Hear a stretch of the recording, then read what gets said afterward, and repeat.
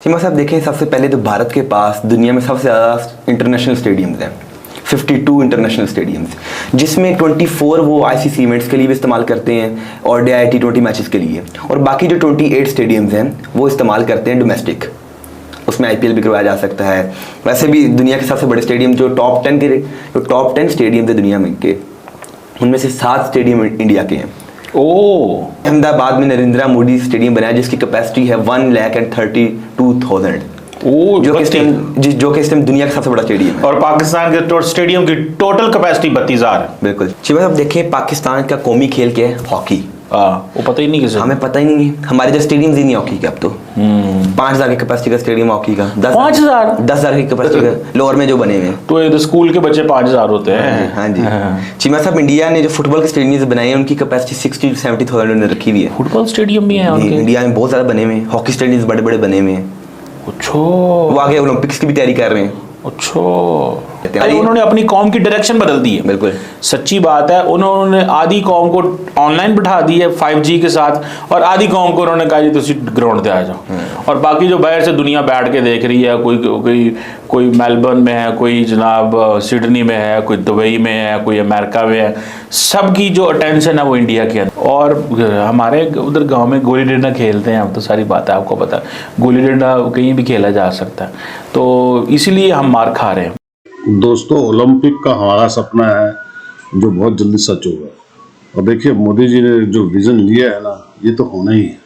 जैसे 2047 के अंदर हमें डेवलप कंट्री बनना है तो बनना है, और 2036 के अंदर भारत ओलंपिक्स करवाएगा, ये भी होना ही है। दोस्तों, ओलंपिक्स करवाना एक बहुत बड़ी अचीवमेंट है। देखिए, दुनिया देखती है कि किस देश में ओलंपिक्स होगा, इसका मतलब वहाँ पे माहौल बहुत अच्छा है। उसका मतलब ये है कि उनके पास इतना पैसा है, उनके पास इतना इंफ्रास्ट्रक्चर है, स्टेडियम्स हैं, लोग वहाँ पे हैं, जो वहाँ पे अगर आप जाएंगे, दुनिया जाएगी तो उनको सब कुछ मिलेगा, फैसिलिटीज मिलेंगी। और यही है जो पूरी दुनिया को दिखाना है।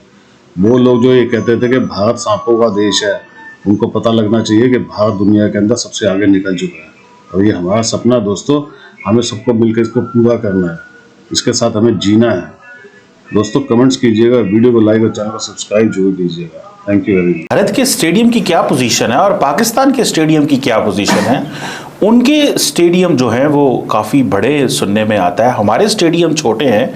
क्या वजूहात है, सिचुएशन क्या है? सीमा साहब देखें, सबसे पहले तो भारत के पास दुनिया में सबसे ज़्यादा इंटरनेशनल स्टेडियम्स हैं। 52 इंटरनेशनल स्टेडियम्स, जिसमें 24 वो आईसीसी इवेंट्स के लिए भी इस्तेमाल करते हैं और T20 मैचेस के लिए, और बाकी जो 28 स्टेडियम्स हैं वो इस्तेमाल करते हैं डोमेस्टिक। उसमें IPL भी करवाया जा सकता है। वैसे भी दुनिया के सबसे बड़े स्टेडियम जो टॉप 10 स्टेडियम थे दुनिया में के, उनमें से 7 स्टेडियम इंडिया के हैं। टॉप 10 के जो 10 स्टेडियम उनमें 7 इंडिया के हैं, और बाकी 3 जो हैं ऑस्ट्रेलिया के हैं। यानी कि 10 में से 7 इंडिया में, 3 ऑस्ट्रेलिया में जी। तो फिर क्यों ना वो सुपर पावर बने क्रिकेट की, बन चुका है। तो और चीमा साहब देखें, पहले दुनिया का सबसे बड़ा स्टेडियम था मेलबर्न क्रिकेट स्टेडियम, जिसकी कैपेसिटी है 1 लाख की, उसमें 1 लाख बंदा बैठ सकता है। लेकिन इंडिया ने कहा कि हमने मेलबर्न से आगे निकलना है। इंडिया ने अहमदाबाद में नरेंद्र मोदी स्टेडियम बनाया जिसकी कैपेसिटी है 1,32,000, जो कि इस टाइम दुनिया का सबसे बड़ा स्टेडियम है। और पाकिस्तान के स्टेडियम की टोटल कैपेसिटी 32,000 है। बिल्कुल। किसी भी सोच रहा है कि हम इधर इस्लामाबाद में एक 50,000 की कैपेसिटी का स्टेडियम बना रहे हैं। 50,000? वो अगले मेरे ख्याल से 15-20 साल में बन जाएगा। नहीं यार, 20 साल तो बहुत जल्दी नहीं, आपने बताया 30 साल की बात करें। नहीं, इंडिया का मैं स्टेडियम वो देखता हूँ आजकल, IPL के मैच में देखता हूँ, वो हमारे पंजाबी में कहते हैं बंदे तो बंदा चढ़े हैं। बिल्कुल। That means that it's very रशी, और बहुत ज़्यादा रश है, और बहुत अंदर क्राउडेड है वहाँ पर रश। आपका जो 2023 का वर्ल्ड कप था, हम IPL में थोड़ा सा टच लूँगा कि उसमें उसको 213 मिलियन लोगों ने देखा था। किसको?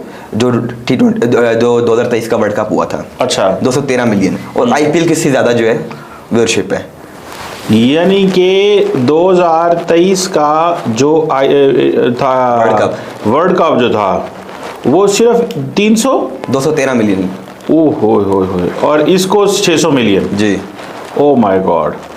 तो फिर उनका दिमाग तो खराब होना है, फिर उन्होंने अपने मर्जी तो करनी है ना, फिर जो उनका दिल करेगा करेंगे वो। हाँ जी। हमारे साथ भी करेंगे, जिसको साथ जो मर्जी करे।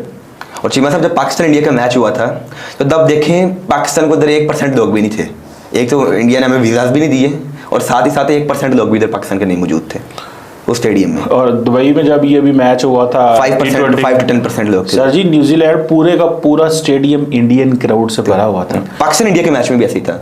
अच्छा, उन्हें पता था हमने जीतने, पाकिस्तानी थे ही बहुत कम तादाद में थे, पर उन्हें पहले पता था हार जाएगा। और वो गए भी होंगे व्लागर में जाकर व्लॉग बना लेते हैं। उन्होंने अपनी कौम की डायरेक्शन बदल दी है। बिल्कुल सच्ची बात है। उन्होंने आधी कौम को ऑनलाइन बिठा दी है 5G के साथ, और आधी कौम को उन्होंने कहा जी तुसी ग्राउंड पे आ जाओ। और बाकी जो बाहर से दुनिया बैठ के देख रही है, कोई मेलबर्न में है, कोई जनाब सिडनी में है, कोई दुबई में है, कोई अमेरिका में है, सबकी जो अटेंशन है वो इंडिया के अंदर। और हमारे उधर गांव में गोली डंडा खेलते हैं हम, तो सारी बात है आपको पता है, गोली डंडा कहीं भी खेला जा सकता है, तो इसीलिए हम मार खा रहे हैं। उन्होंने देखिए इसको ज़रा समझिएगा, ये इंडियन गवर्नमेंट की बहुत बड़ी कामयाबी है कि उन्होंने अपने डायस्पोरा को, अपने लोगों को वापस इंडिया बुला लिया थ्रू डिजिटल वे।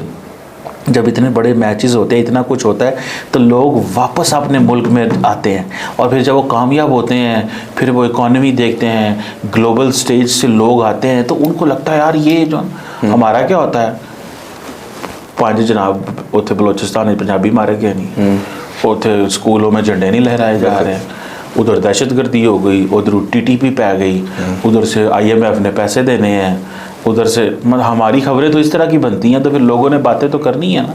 तो उन्होंने क्या किया, उन्होंने सारे के सारे अपने जो डायस्पोरा है लोग हैं उनको कनेक्ट कर लिया है अपने स्टेडियम्स, क्रिकेट, इन चीज़ों के साथ। जी अब देखें, पाकिस्तान का कौमी खेल क्या है, हॉकी। वो पता ही नहीं किसी, हमें पता ही नहीं है, हमारे जो स्टेडियम ही नहीं हॉकी के, अब तो 5,000 की कैपेसिटी का स्टेडियम हॉकी का, 10,000 की कैपेसिटी का लोअर में जो बने हुए हैं, तो ये स्कूल के बच्चे 5,000 होते हैं। हाँ जी।